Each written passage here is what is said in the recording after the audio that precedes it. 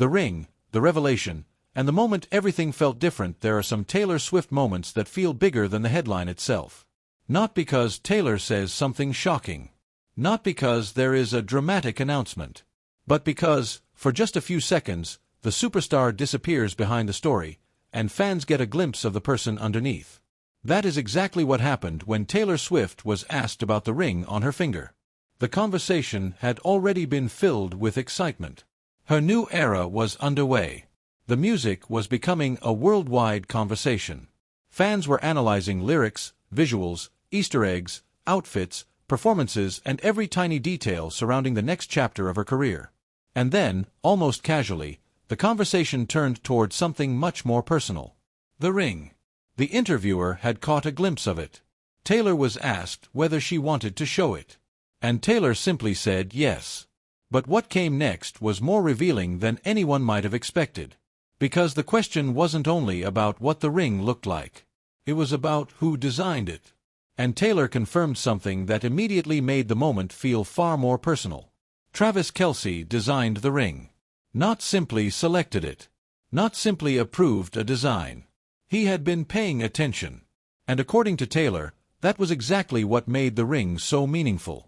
She explained that she had previously shown Travis the work of jeweler Kindred Lubeck, whose gold engraving she admired. She had shown him a video of the jeweler's work about a year and a half earlier. And then she moved on. She didn't apparently sit around expecting him to remember it. She didn't tell him exactly what she wanted. She didn't create a blueprint for the perfect engagement ring. But he remembered. And when Taylor finally saw the ring, she immediately recognized the craftsmanship. Her reaction, as she described it, was essentially, "I know who made that." And that detail tells us something important about the relationship Taylor has been describing. Because sometimes the most meaningful romantic gestures aren't about extravagance. They're about attention. About remembering something someone mentioned months or years earlier. About noticing what they love before they ever ask for it. And Taylor seemed genuinely impressed that Travis had done exactly that. She even described it as a kind of flex. He knew her well enough to choose something she hadn't even known how to ask for. And that may be one of the most revealing details of this entire story. Because Taylor then said something that completely changed the tone of the conversation.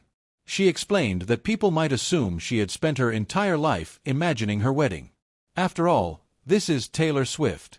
A woman whose music has explored romance, heartbreak, fantasy, commitment, longing and love for decades.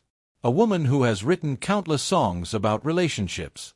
A woman who has transformed personal experiences into some of the most recognizable love songs in modern pop music. You might assume that she had already imagined the dress, the venue, the flowers, the guest list, the ceremony, the details. But Taylor said she actually hadn't thought much about what she would want until she met the person. And suddenly, the conversation wasn't really about a ring anymore. It was about timing. About finding a person who changes the way you imagine the future. About how someone can enter your life and make you think about possibilities you never seriously considered before. And that is where this story becomes much bigger than celebrity engagement news. Because Taylor's relationship with Travis has now become intertwined with an entirely different chapter of her life. Not the Taylor who was constantly trying to outrun heartbreak. Not the Taylor who was turning every painful ending into another song. Not the Taylor who seemed to treat privacy like a fortress. But a Taylor who is openly talking about happiness. About being in love. About marriage. About the future. And perhaps most importantly, about feeling more like herself. If you have followed Taylor through all of those eras, this is exactly the kind of moment that makes you stop and think about just how much has changed. And if you love following every chapter of that journey, you're watching Taylor Timeline, where we don't just look at the headline, we look at the story behind the moment, the details fans notice, and the little pieces that make Taylor's timeline so fascinating. Because the ring was only the beginning. There was another revelation coming. And it had everything to do with the person Taylor says she has become since Travis entered her life. You've never been so you. For years, there was an assumption surrounding Taylor Swift that seemed almost impossible to escape. Could happiness make her less creative? It sounds strange now. But Taylor herself acknowledged that she once nurtured that fear. She wondered whether being genuinely happy in her personal life could somehow interfere with the emotional engine behind her songwriting. After all, heartbreak had produced some of the most powerful music of her career. Loss had produced songs. Longing had produced songs. Confusion had produced songs. Rejection had produced songs. Even anger had produced songs. Taylor had spent years turning emotional turbulence into art. So what happens when the turbulence disappears? What happens when the person at the center of the story isn't hurting you? What happens when the relationship isn't a wound? What happens when love doesn't feel like a problem that needs to be solved? Taylor's answer appears to be surprisingly simple. Maybe happiness doesn't destroy creativity. Maybe it gives creativity somewhere new to go. She described the making of her new album as feeling like they were catching lightning in a bottle. And she connected that feeling to the people around her. Especially the people who make her feel more like herself. Taylor said that everyone in her life had noticed something interesting. They would tell her, "You've never been so you." Think about how powerful that statement is. Taylor Swift has spent her entire adult life becoming Taylor Swift. She has reinvented herself. She has changed genres. She has changed aesthetics. She has changed how she performs. She has changed how she writes. She has changed how she presents herself to the public. But underneath all those eras, there has always been the same person trying to figure out who she is. And now, according to Taylor, the people closest to her were seeing a version of her that felt unusually authentic. Not a new Taylor. Not necessarily a completely different Taylor. Just Taylor turned up louder. More vibrant. More comfortable. More herself. And that perspective matters when looking at the relationship with Travis. Because Taylor isn't describing him simply as someone who makes her happy. She's describing a person who fuels her. Someone who makes her feel more fully herself. Someone who makes her laugh. Someone with an infectious personality. Someone who, in her words, is fun and vibrant. And there is an important distinction there. Taylor isn't saying that Travis created her happiness. She's describing the relationship as something that adds to the person she already is. And that becomes especially interesting when you look at the music. Because the album she was discussing isn't being presented as the product of despair. It is romantic, dreamy, playful, and full of a different emotional energy. One of the songs she mentioned was Wishlist. Taylor explained that it was the final song they made for the album. And when they finished it, she knew they were done. It felt like the final piece of the puzzle. She described it as dreamy and romantic, built around all the things people wish for in life. The things they want to buy. The places they want to go. The lifestyle they imagine. The wishes people carry around with them. And then, in the chorus, Taylor turns inward. What would her wish be? That is where the personal nature of this era begins to emerge. Because this isn't simply Taylor writing about what she has lost. It's Taylor writing about what she has. And what she wants to keep. That is a very different emotional landscape. And perhaps that is why the relationship between Taylor's personal life and her music feels so interesting right now. For years, fans have watched her turn experiences into lyrics.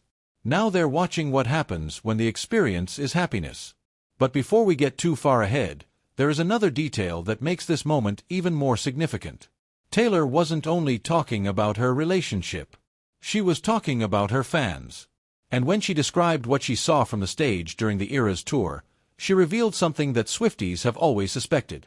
She really does notice them.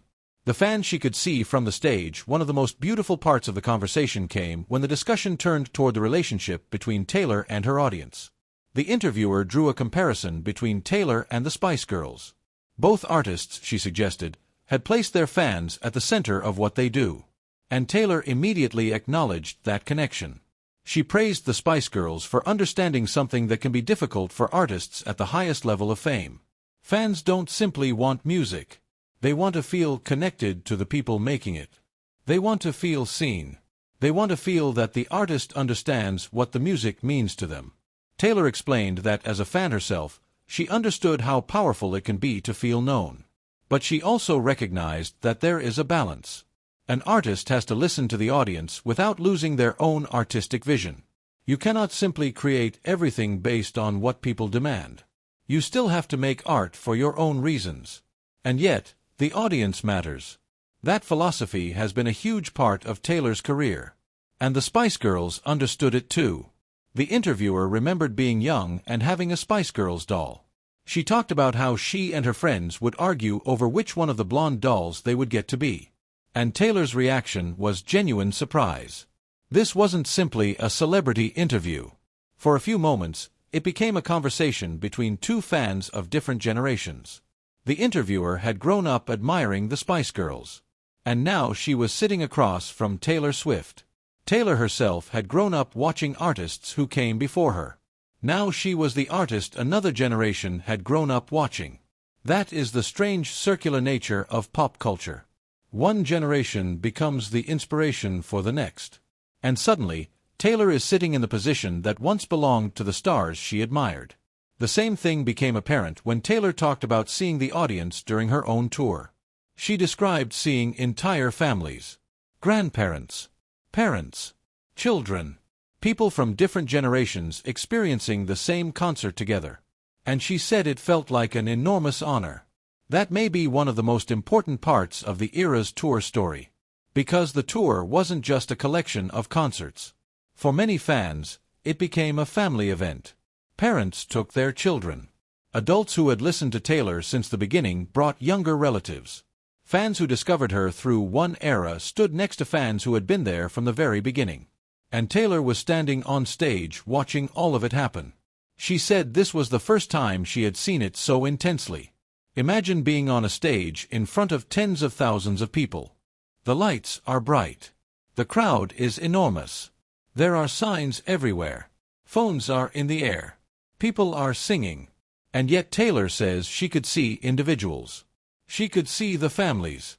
She could see people experiencing those moments together. And then came something even more personal. Taylor told her UK fans that she wished they knew how clearly she could see everyone in the crowd. She wanted them to understand how much she enjoyed watching them experience the show. That matters because Taylor's relationship with her audience has always been unusually interactive. The Easter eggs, the hidden clues, the lyrics, the surprise announcements, the outfits, the videos, the theories, the constant conversation between artist and fan. Taylor has helped create a world where fans aren't simply consumers of music. They are participants. And she acknowledged that directly. She said her strange, cryptic ways of releasing music wouldn't be nearly as fun if fans didn't care so deeply about the music and the lyrics. That is an important admission. Because the relationship goes both ways. Taylor gives Swifties clues.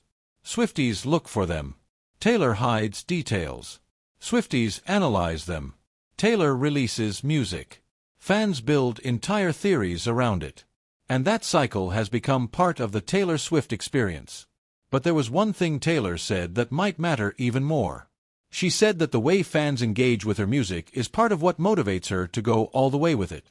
In other words, their attention fuels the creativity. And that brings us back to the album. Because this era isn't being described as something Taylor wants to rush through. Quite the opposite. She wants to stay here.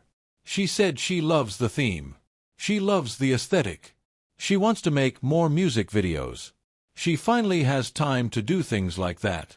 And when the interviewer suggested moving on to whatever comes next, Taylor essentially resisted.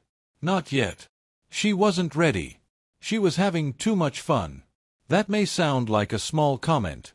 But for someone whose career has often been defined by reinvention, it is actually revealing.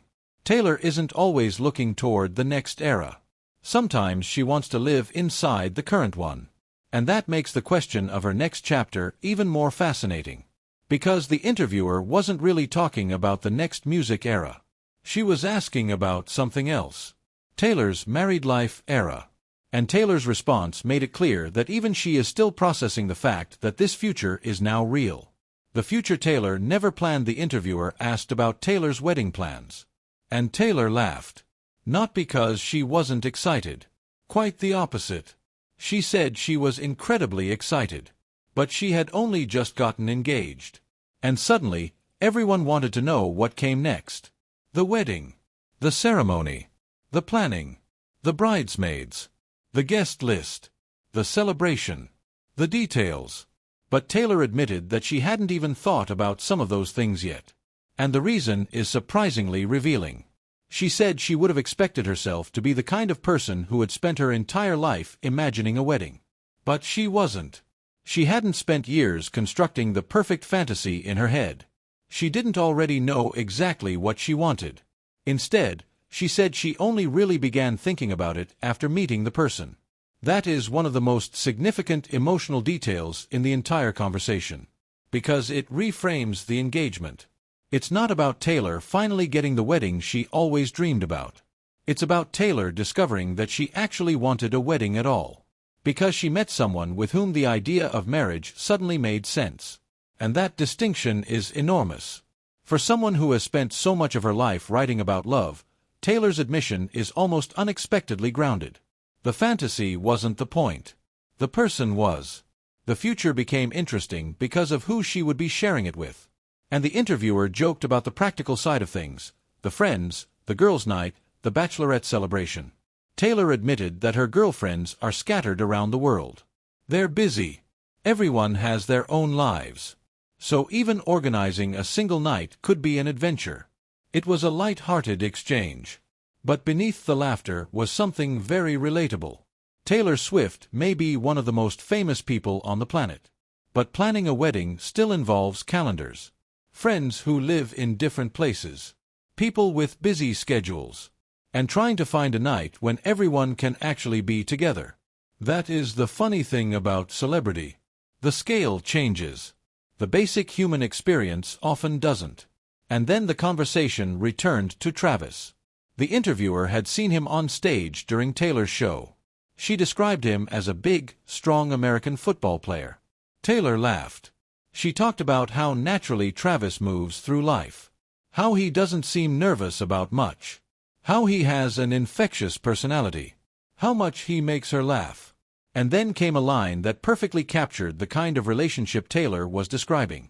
The interviewer referenced the idea of wanting a best friend who you also think is attractive. Taylor agreed. And suddenly the relationship sounded less like a celebrity spectacle and more like a very simple description of what many people actually want. Someone you love. Someone you're attracted to. Someone you can laugh with. Someone who feels like your best friend. And someone who makes life feel more vibrant. That is the emotional center of what Taylor has been saying. Not perfection. Not fantasy. Compatibility. Friendship. Fun. And the feeling of being more yourself around another person. For Taylor, that seems to have changed the way she thinks about the future. And it may have changed the way she thinks about songwriting too. Because when she was asked whether writing music was easier when she was in love or when she was single, she gave an answer that might have surprised people who have followed her career for years.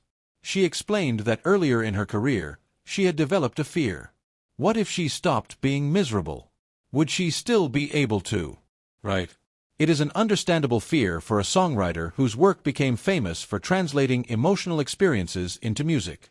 But Taylor now seems to have discovered something else. You don't have to be unhappy to create.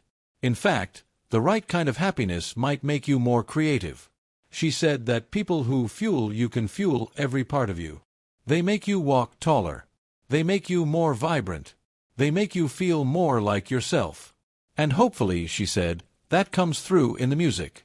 That word, hopefully, is important. Because Taylor isn't claiming that every happy moment automatically becomes a great song. She's saying that when you're surrounded by people who encourage you, that energy can find its way into your work. And if you listen to the way she's talking about this era, the difference is noticeable. This isn't the language of someone desperate to prove that she's okay. It's the language of someone enjoying being okay.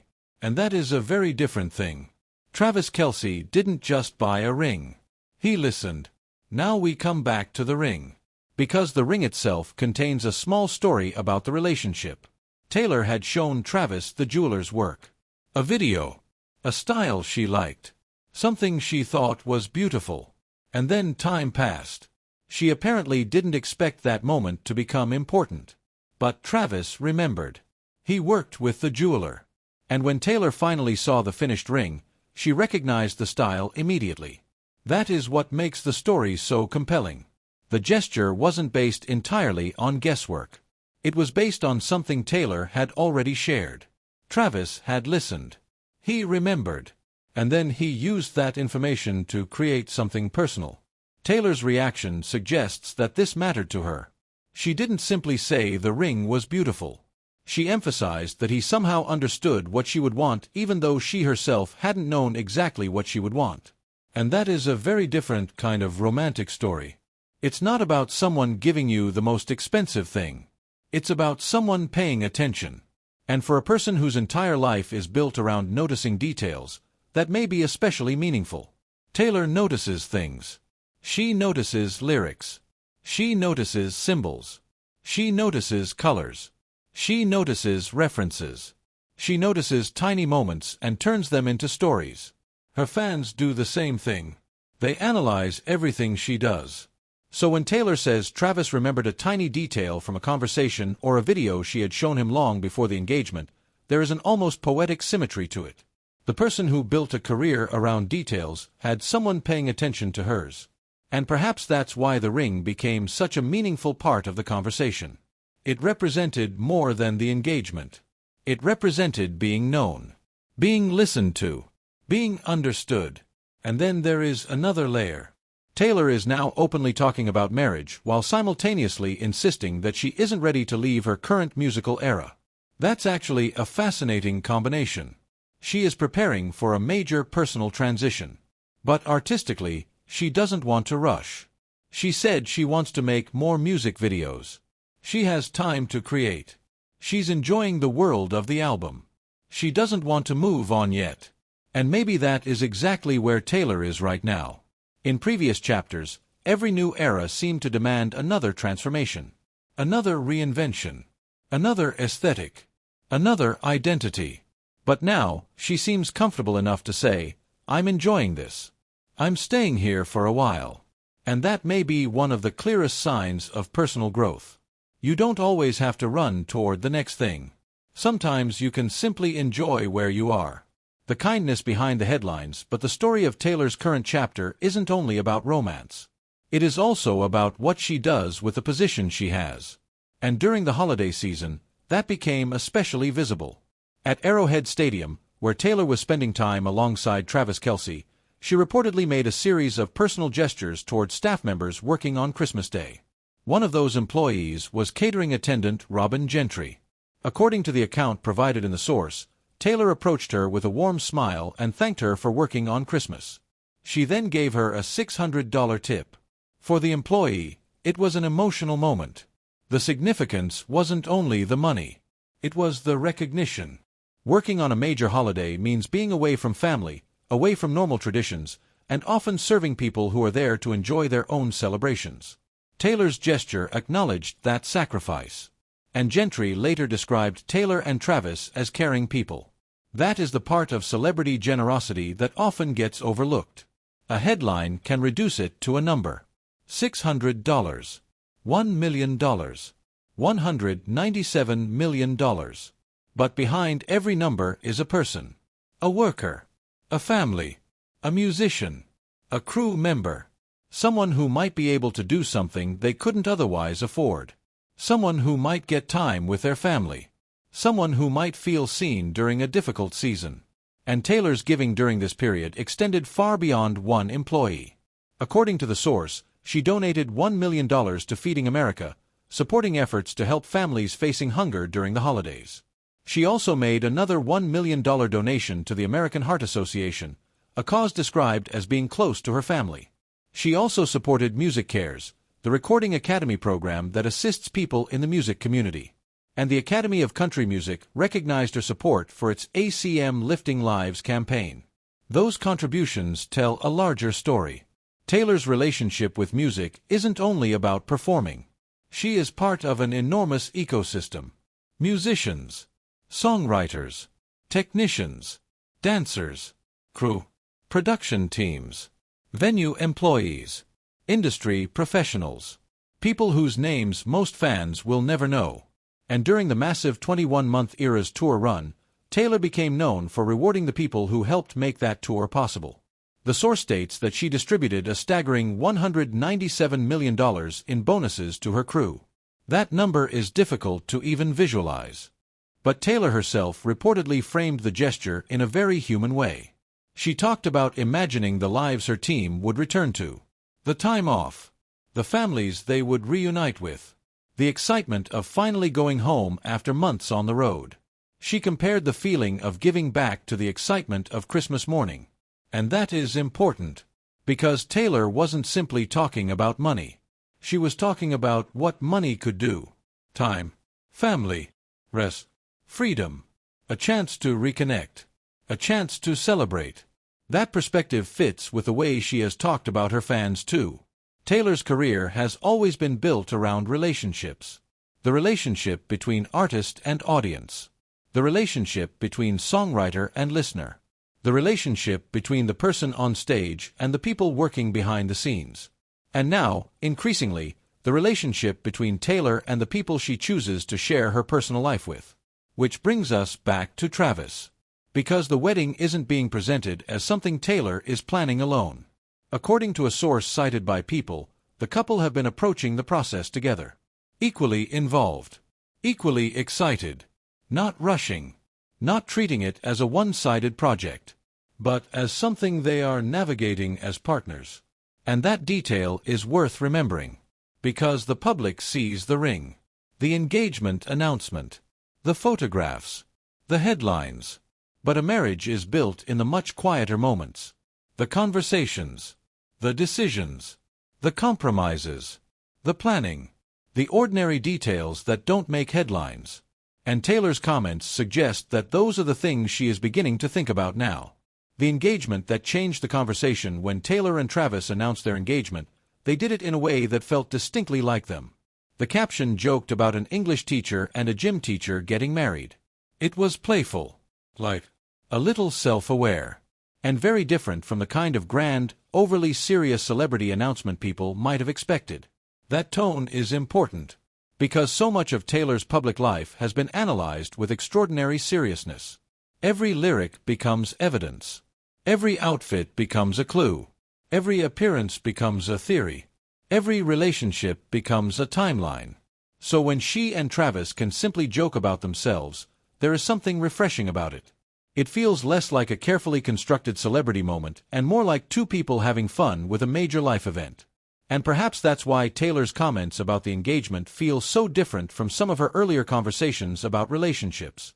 She isn't describing a relationship that exists only inside the spotlight.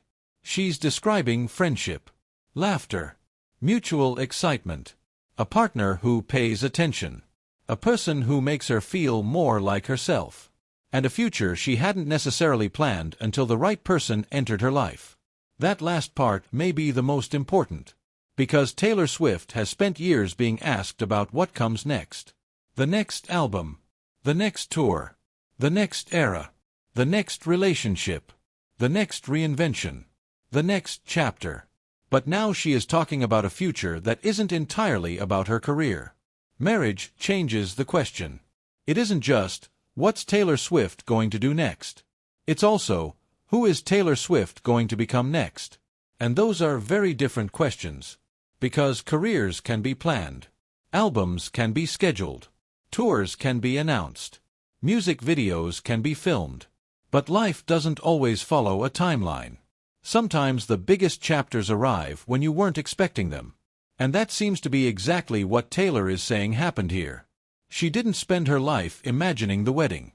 She met someone. And then the future started looking different. Why this moment matters to Swifties for Swifties. There is another reason this story resonates. Taylor's career has always been about documenting time. That's why the idea of a Taylor timeline is so fitting. She has turned years of her life into eras. Every era has a sound, a color palette, a visual identity, a set of emotions, a version of Taylor. And fans have grown alongside those versions. They remember where they were when they heard certain albums. They remember concerts. They remember announcements. They remember heartbreaks. They remember comebacks. They remember the moments when Taylor seemed uncertain. And they remember the moments when she looked unstoppable. Now they are watching another transition. But this one feels different. Because it isn't simply musical. Taylor is talking about love without framing it as something doomed. She's talking about marriage without pretending she had every detail planned. She's talking about creativity without needing pain to fuel it. She's talking about fans while acknowledging that she can actually see them. She's talking about having time to create. She's talking about enjoying the present. And she is talking about someone who, according to her, makes her feel more like herself. That doesn't mean everything is perfect. It doesn't mean fans know every detail of their relationship. It doesn't mean anyone outside the couple knows what their future will look like. And it certainly doesn't mean every rumor surrounding them should be treated as fact. But based on Taylor's own comments, there is a clear theme. She is happy. She's excited. She's creatively energized. And she's thinking about a future she hadn't necessarily imagined before. For someone whose entire career has been about turning personal experience into stories, that is a fascinating place to be. Because the next chapter may not be about surviving something. It may be about building something. The question nobody can answer yet, and this is where the story gets really interesting. Because Taylor has essentially told us that she is only beginning to think about the wedding. She has the ring. She has the fiancé. She has the excitement. She has the people around her. But she doesn't have every detail figured out. And perhaps that's exactly how it should be. The public often wants celebrities to provide a complete timeline. When is the wedding? Where will it happen? Who will attend? What will Taylor wear? What will Travis wear? Who will be in the wedding party? What will the ceremony look like? Will there be a huge celebration? Will it be private? Will fans find out anything at all? But Taylor's comments suggest that even she doesn't have all those answers yet. And there is something strangely comforting about that. The woman who can organize a massive world tour doesn't necessarily have a wedding spreadsheet ready. The woman who can coordinate an entire era doesn't know exactly what her wedding will look like. The woman who can plant Easter eggs years in advance is saying she is taking baby steps. One foot in front of the other. That phrase captures the moment perfectly. Because this isn't just another Taylor Swift rollout. It's a life transition. And maybe the best part is that she doesn't seem to feel pressure to rush it. She can enjoy the engagement. She can enjoy the music. She can enjoy the era. She can make the videos she wants to make. She can spend time with the people she loves. She can figure out the wedding when she is ready. And she can continue creating music from a place of happiness rather than pain. That is a Taylor Swift we haven't always been allowed to see. Not because she never experienced happiness before, but because so much of her public mythology was built around transformation through difficulty. Now the transformation may be happening through joy. What comes next for Taylor Swift? So what happens next? That's the question everyone will be asking. But perhaps the more interesting answer is that Taylor doesn't seem to be in a hurry to tell us. She's enjoying this era. She's enjoying the music. She's talking about making more music videos. She's excited about being engaged. She's thinking about marriage.